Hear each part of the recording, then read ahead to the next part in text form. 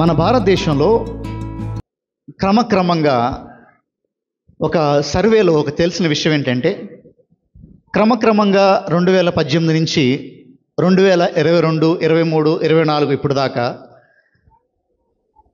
Suicide చేసుకునే సంఖ్య పెరిగిపోతూ వస్తుందంట. ఆత్మహత్యలు చేసుకునే సంఖ్య పెరిగిపోతానే ఉంది. అది సంవత్సరం నుంచి సంవత్సరానికి ఎంతో విస్తారంగా పెరిగిపోతుంది.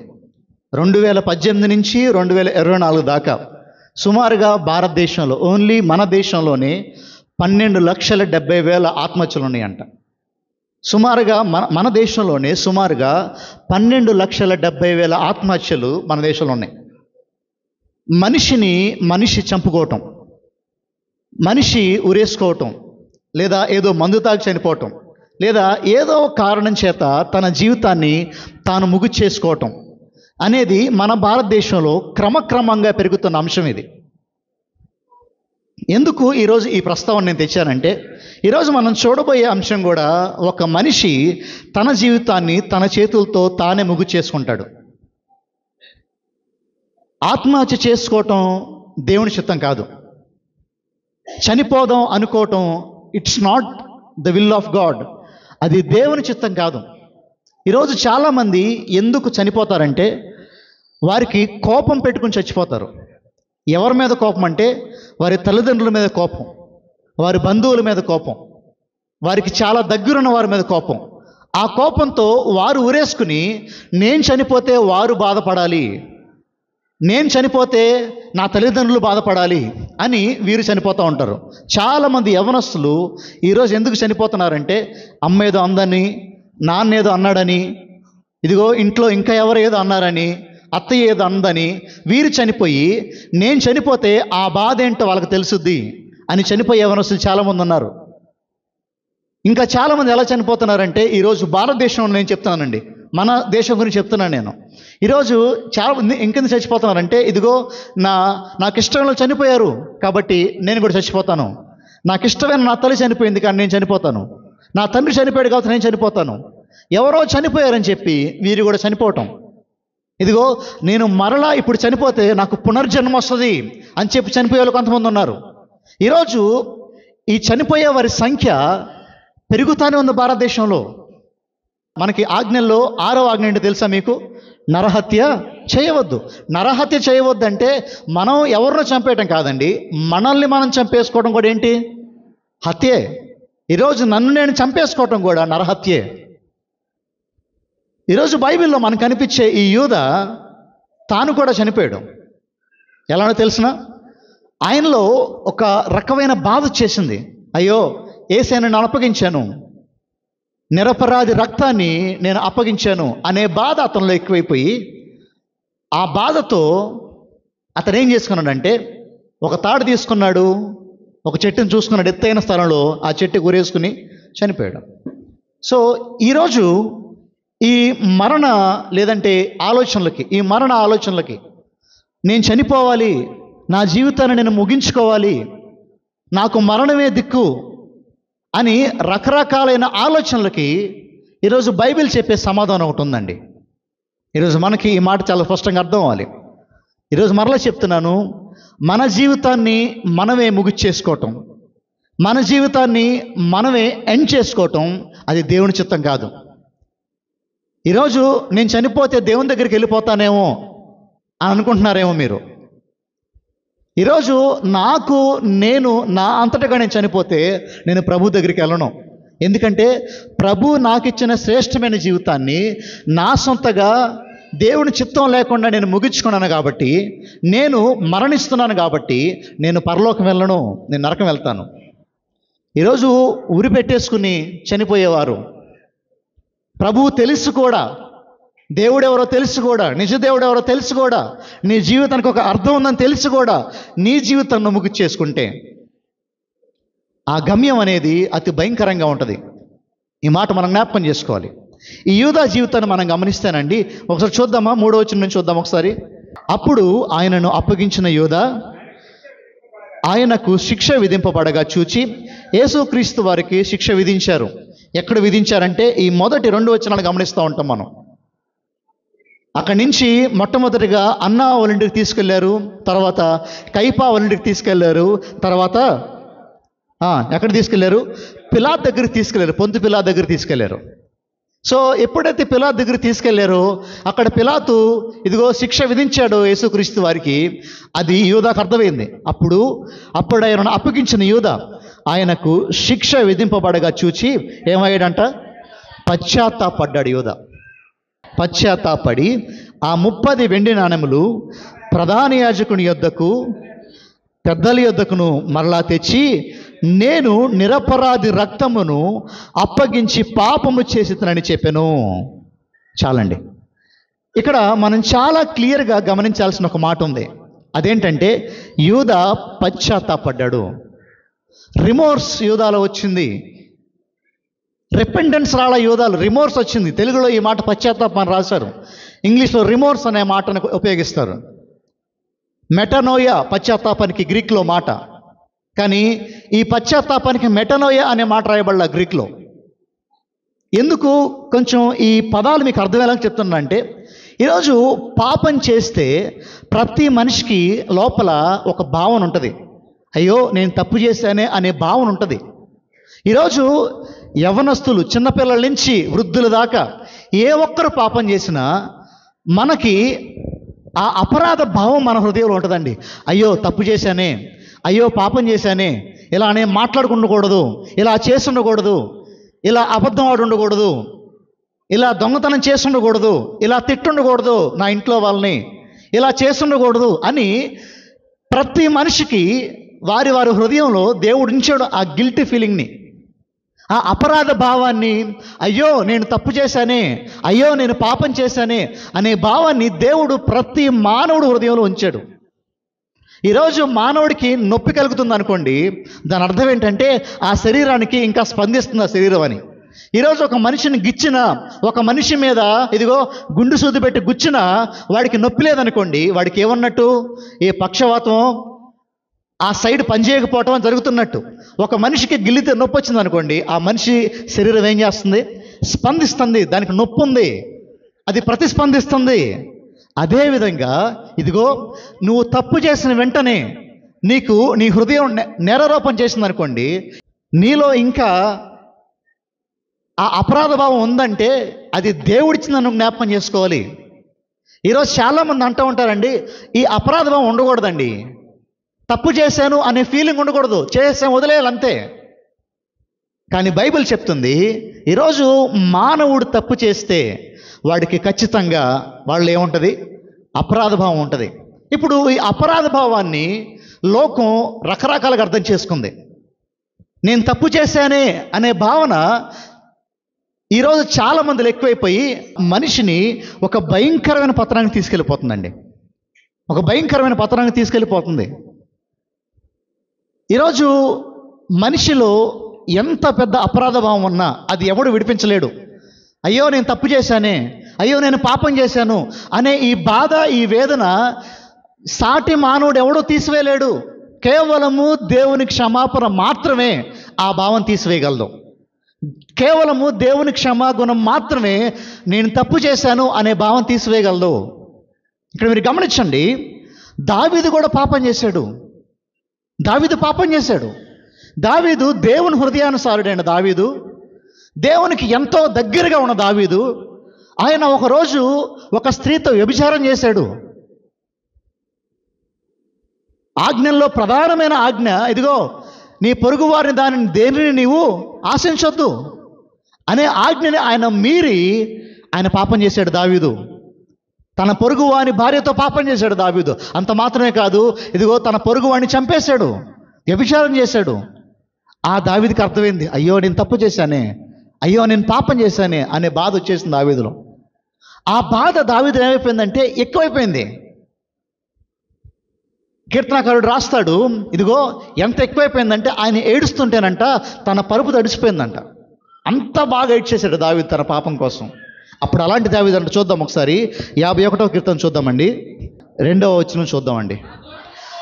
నా దోషము పోవునట్లు నన్ను బాగుగా కడుగుము, నా పాపం పోవునట్లు నన్ను పవిత్రపరచుము, నా అతిక్రమములు నాకు తెలిసే ఉన్నవి, నా పాపం ఎల్లప్పుడు నా ఎదుట నేనున్నది. నీకు కేవలము నీకే విరోధముగా నేను పాపము చేసి ఉన్నాను. చాలండి. దావీదుకి అర్థమైంది. దావీదు ఎంతో భయంకరమైన శైలిలో రాస్తున్న మాటలు ఇవి. ఆయన ఎంతో బాధపడుతూ డీప్గా రిమోర్స్ ఫీల్ అయ్యి, ఆయన ఎంతో లోతుగా ఆ అపరాధ భావాన్ని, అయ్యో నేను తప్పు చేశానే, అయ్యో నేను పాపం చేశానే అని ఎంతో బాధపడుతూ దావీదు పలుకుతున్న మాటలు ఇవి. ఇదిగో నా అతిక్రమం నాకు కనబడుతున్నాయి, నా దోషం నాకు కనబడుతుంది. అంత మాత్రమే కాదు, దావీదు అంటాడు, నీకు మాత్రమే విరోధంగా నేను పాపం చేశాను. ఎవరికి విరోధంగా చేశాడు దావీదు పాపం? దేవుడికి. ఇది అర్థమైంది దావీదు, నేను దేవునికి విరోధంగా పాపం చేశానే అని. యూదా కూడా ఏడ్చాడు తన పాపం తెలిసినందుకు. దావీదు కూడా ఏడ్చాడు తన పాపం తెలిసినందుకు. అంతకుముందు 26వ అధ్యాయం ఆఖరి మాట చూసారా? పేతురు జ్ఞాపకము తెచ్చుకుని వెలుపటకు పోయి సంతాపపడి ఏడ్చెను. మీరు గమనించండి, ఈ పేతురులోను యూదాలోను కామన్ పాయింట్ ఏంటి?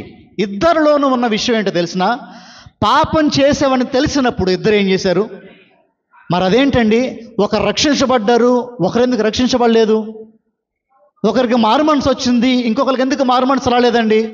ఈరోజు ఈ మాట మనకు అర్థం కావాలి. ఈరోజు పేతురులో ఉన్న పశ్చాత్తాపానికి యూదాలో ఉన్న పశ్చాత్తాపానికి చాలా తేడా ఉంది. లోకం ఇచ్చే పశ్చాత్తాపం వేరు, దేవుడు ద్వారా వచ్చే పశ్చాత్తాపం వేరు. ఇది మనకు అర్థం కావాల్సిన మాట. ఈరోజు యూదాలో ఎలాంటి పశ్చాత్తాపం ఉందంటే, తప్పు చేశానని అర్థమైంది, తప్పు సరిదిద్దుకునే ఆప్షన్ కూడా ఉంది, కానీ ఏదో సరిదిద్దుకోవాలా. మీరు గమనించారా? నేను పోయిన వారం చెప్పాను, సన్హెద్రిన్ సభ ఎదురుగా నిలబెట్టినప్పుడు అండి, ఒక మనిషికి తీర్పు తీర్చినప్పుడు, ఇదిగో ఇతను దోషి, ఇతనిని చంపేయండి అని తీర్పు తీర్చినప్పుడు 3 రోజులు టైం ఉంటుంది చంపేయడానికి. ఆ 3 రోజుల్లో ఆయన చంపేసే ముందు ఒక క్షణం ముందు వెళ్ళి ఇదిగో ఇతను నిరపరాధి అని చెప్తే ఆ మరణ శిక్షణ ఏం చేస్తారు? ఆపేస్తారు.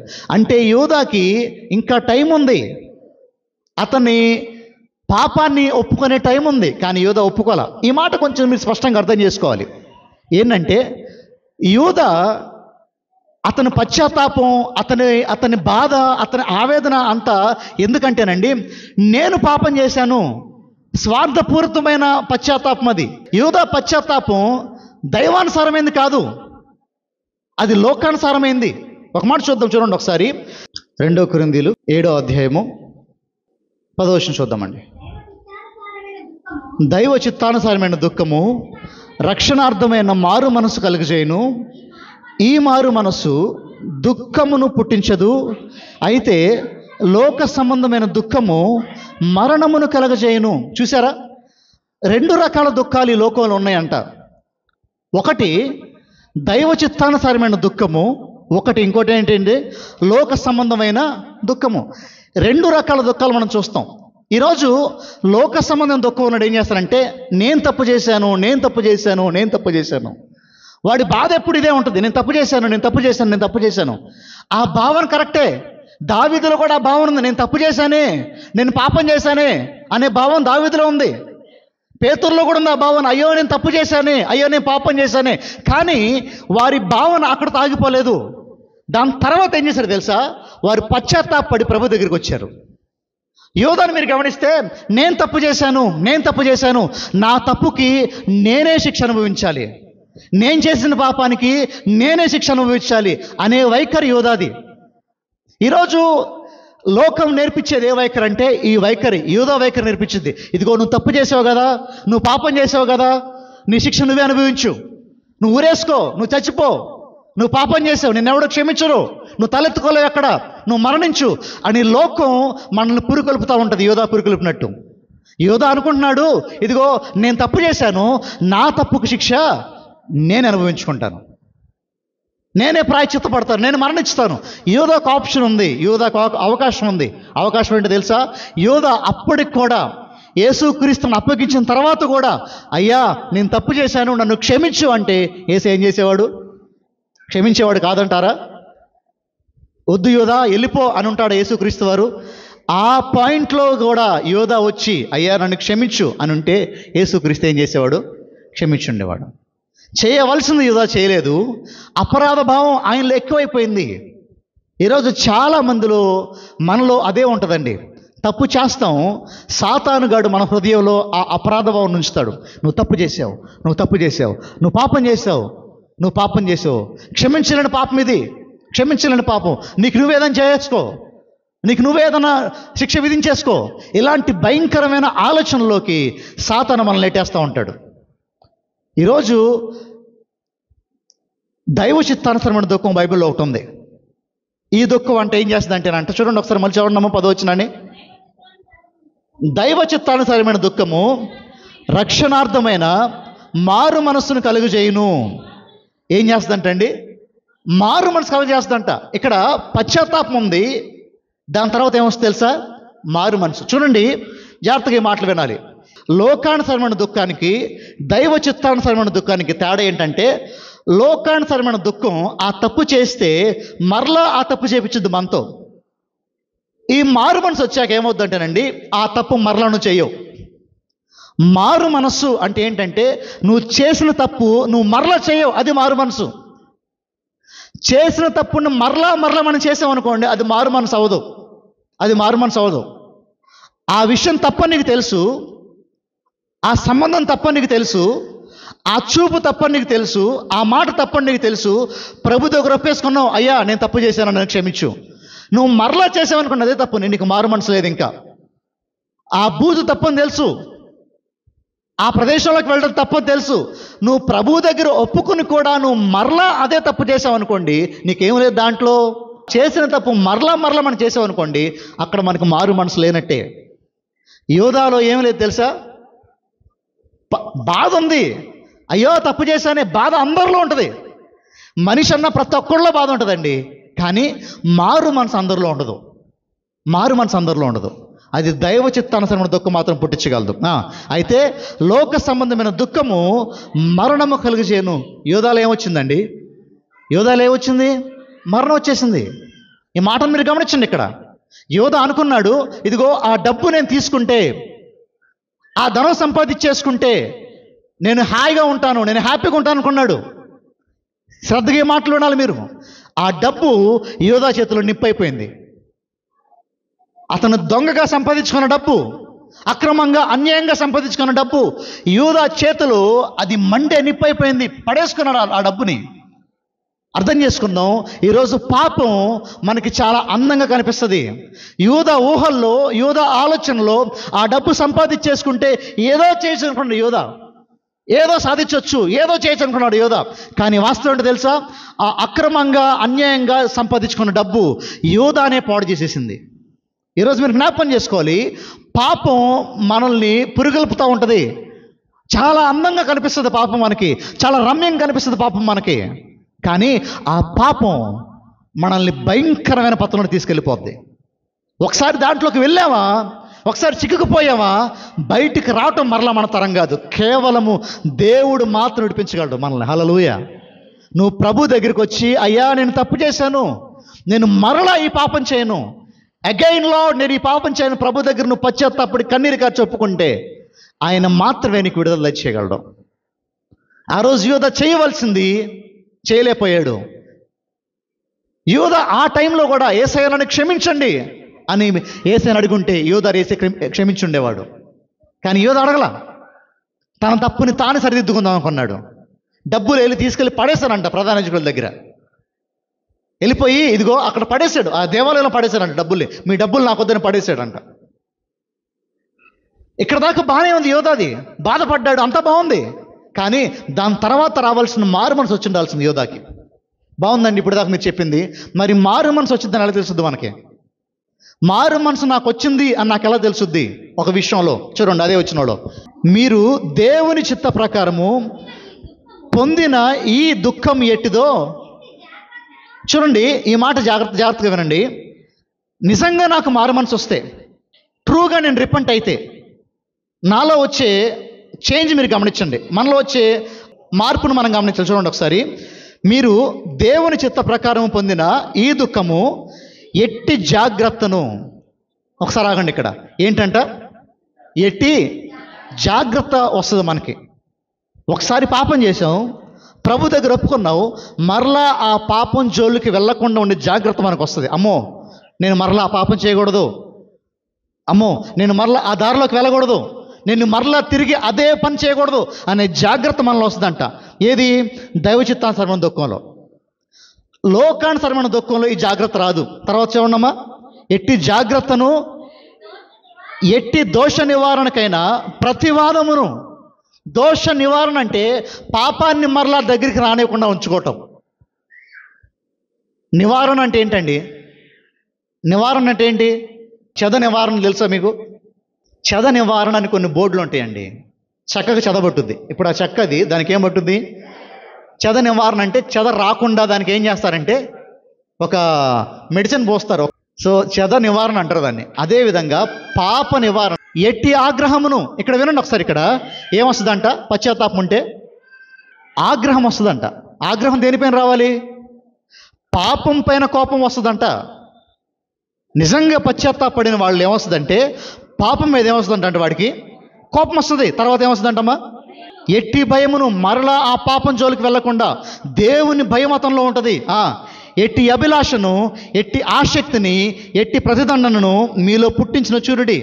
ఒక్కసారి నిజమైన మారు మనసు వస్తే ఈ 7 అడుగులు మనలో ఉంటాయంట. ఆ భయము, ఆ ప్రతిదండన, ఆ కోపము, ఆ జాగ్రత్త, ఆ దుఃఖము, ఇవన్నీ మనలో ఉంటాయంట. ఇప్పుడు నిజమైన మారు మనసు మనలో ఉంటే. అబద్ధ మారు మనసు ఉందనుకోండి, ఇవేం ఉండవు. ప్రభు దగ్గర అడుగుతాం, అయ్యా నన్ను క్షమించి అడుగుతాం, మరలా అదే పాపం చేస్తాం. అయ్యా నన్ను క్షమించి అంటాం, మరలా అదే పాపం చేస్తాం. చూడండి, యూదాలో ఉన్న మారు మనసు ఎలాంటిదంటే, ఇదిగో లోకానుసరమైన మారు మనసు. అట్టి మారు మనసు మరణాన్ని తీసుకెళ్ళిపోయింది. తన జీవితాన్ని తానే ముగించుకునేలా చేసింది యూదాని. ఈరోజు ఈ మాట మీరు అర్థం చేసుకోండి. మానవుడు ఖచ్చితంగా పాపం చేస్తాడు. ఏదో పాయింట్లో జారిపోతాడు. సాతాను అదే అదురుగా తీసుకుని నిన్ను దేవునికి దూరం చేద్దాం చూస్తూ ఉంటుంది. కానీ దేవుడు చెప్తాడు, ఇదిగో పేతురు కూడా పాపం చేశాడు. పేతురు కూడా భయంకరమైన పాపం చేశాడు. యేసుక్రీస్తు ఎవడో నాకు తెలియదని చెప్పాడు. కానీ ఆ పేతురు పాపం చేసిన వెంటనే ఆ పేతురు నిజంగా పశ్చాత్తాపడి యేసయ్యను క్షమాపణ అడిగాడు. అతను క్షమించబడ్డాడు. ఈరోజు సంఘం ఆలోచన చేద్దాం. మనిషి ఎంత భయంకరమైన పాపం చేసినా సరే, God is ready to forgive you. దేవుడు నిన్ను క్షమించడానికి ఆయన సిద్ధంగా ఉన్నాడు. ఆయన క్షమించడం చేతగాని దేవుడు కాదు. నువ్వు నిజంగా అయ్యా నేను ఈ తప్పు చేశాను, ఇదిగో నేను ఈ భయంకరమైన పాపం చేశాను అని ప్రభు దగ్గర ఒప్పుకుంటే ఆయన ఖచ్చితంగా క్షమించే దేవుడు. ఆ రోజు దావీదుని దేవుడు క్షమించాడు. భయంకరమైన పాపం దావీదు చేశాడు, దావీదుని క్షమించాడు దేవుడు. ఆ రోజు పేతురు భయంకరమైన పాపం చేశాడు, పేతుర్ని కూడా క్షమించాడు దేవుడు. కానీ ఈ యూదా పాపం చేశాడు, కానీ యూదా క్షమాపణ అడగల.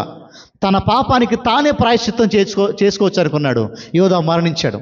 ఈరోజు మన దేశంలో మన దగ్గర అనేకమైన ఇదిగో ఈ ఊరేసుకోవటానికి, ఆత్మహత్యలు చేసుకోవడానికి కారణం ఏంటో తెలుసానండి? దేవుని క్షమాపణకు దూరం అయిపోయి. ఈ బైబిల్ దేవుడు మనకు అర్థమైతే, ఈ యేసుక్రీస్తు మనకు అర్థమైతే, ఈయన ఏ పాపాన్ని క్షమించేవాడు, ఎంతటి దోషాన్ని క్షమించేవాడు, ఎంతటి భయంకరమైన పతనవస్థలోకి మనిషి వెళ్ళిపోయినా సరే అక్కడి నుంచి వాడిని తీసుకురాగలిగిన సమర్థుడైనా. ఈరోజు ఈయనకు మాత్రమే ఆ సామర్థ్యం ఉంది. ఇది నీకు అర్థం కావాలి. ఈయన ప్రేమ నీకు అర్థమైతే నీకు ఉరేసుకోవాలనిపించదు. ఈయన ప్రేమ నీకు అర్థమైతే నీకు ఆత్మహత్య చేసుకుందాం అనిపించదు. ఈయన ప్రేమ నీకు అర్థమైతే నీ జీవితాన్ని ముగించుకుందాం అని నీకు అనిపించదు. ఆ రోజు యూదా యేసుక్రీస్తు పక్కనే ఉన్నాడు. ఈ మాట మీరు గమనించాలి. ప్రపంచంలో ఎవ్వరూ చెప్పని ప్రసంగాలు యూదా విన్నాడు. యేసుక్రీస్తు స్వయాన ఆయన ప్రేమను యూదా పొందుకున్నాడు. యేసుక్రీస్తు పక్కనే ఆయన ప్రేమను పొందుకుంటూ, ఆయన ప్రసంగాలు వినుకుంటూ ఎంతో ఆప్యాయంగా పలకరించే యేసుక్రీస్తు దగ్గర యూదా ఉన్నాడు. కానీ ఫెయిల్ అయిపోయాడు. ఈరోజు సంఘంలోనే మనం ఉంటామండి, కానీ సాతాను మన హృదయంలో అనేక ఆలోచనలు పెడతా ఉంటాడు. సాతాను యూదాని ఎలా ఆడుకున్నాడో, ఎలా వాడుకున్నాడో, ఈరోజు సంఘంలో అనేకుల్ని సాతాను వాడుకోవడానికి సిద్ధంగా ఉన్నాడు. ఈరోజు ప్రశ్న ఏంటంటే, యేసయ్య ప్రేమ నీకు సరిగ్గా తెలుసా? ఈరోజు యూదా ఆలోచన అంతా ఏంటంటే, నేను తప్పు చేశాను అనే భావన మంచిదే, కానీ నీ తప్పుని క్షమించే దేవుడు ఒకడున్నాడు. నీ తప్పును సరిదిద్దే దేవుడు ఒకడున్నాడు. అది ఏ మనిషి వల్ల అవ్వదు. నీ తప్పును క్షమించడం, నీ తప్పును సరిదిద్దటం నీ తల్లిదండ్రుల వల్ల, నీ బంధువుల వల్ల, నీ స్నేహితుల వల్ల, ఎవరి వల్ల కాదు. నీ తప్పుని క్షమించేవాడు, నీ పాపని క్షమించేవాడు దేవుడు ఒక్కడే ఉన్నాడు. ఈరోజు ఈ సత్యం మనకు అర్థం కావాలి. ఈ సత్యం మనకు అర్థం కావాలి. ఆ రోజు మనం గమనించినట్లయితే ఇదిగో ఒక పక్కన అపరాధం చేసిన యూదా మరణించాడు, ఇంకొక పక్కన నిరపరాధి అయిన క్రీస్తు మరణించడం మనం చూస్తూ ఉంటాం. ఈ 27వ అధ్యాయంలో 2 కేసులు మనకు కనిపిస్తాయండి. నిరపరాధి అయిన క్రీస్తు మరణించడం చూస్తాం, అపరాధి అయిన యూదా మరణించడం మనం చూస్తాం. ఈ 2 విషయాలు మనం గమనించినట్లయితే యూదా మరణించిన తన పాపం కోసం, ఇక్కడ యేసుక్రీస్తు మరణించింది లోక పాపం కోసం మరణించాడు ఆయన. ఈరోజు ఆఖరిగా మాటలు ఇప్పుడు నేను ముగిచ్చేస్తాను. మనిషి ఎంత భయంకరమైన పాపం చేసినా సరే మన దేవుడు క్షమించడానికి సిద్ధంగా ఉన్నాడు. ఆయన ఎప్పుడు నేను క్షమించను, నువ్వు రావద్దని చెప్పేవాడు కాదు ఆయన. నువ్వు అడిగితే, నువ్వు నిజంగా పశ్చాత్తాపడితే ఆయన క్షమించేవాడు. అంతకంటే గొప్ప విషయం ఏంటంటే మరలా ఆ పాపం నువ్వు చేయకుండా నీకు సామర్థ్యం ఇచ్చే దేవుడు ఆయన మాత్రమే. దేవునికి మహిమ కలుగును గాక.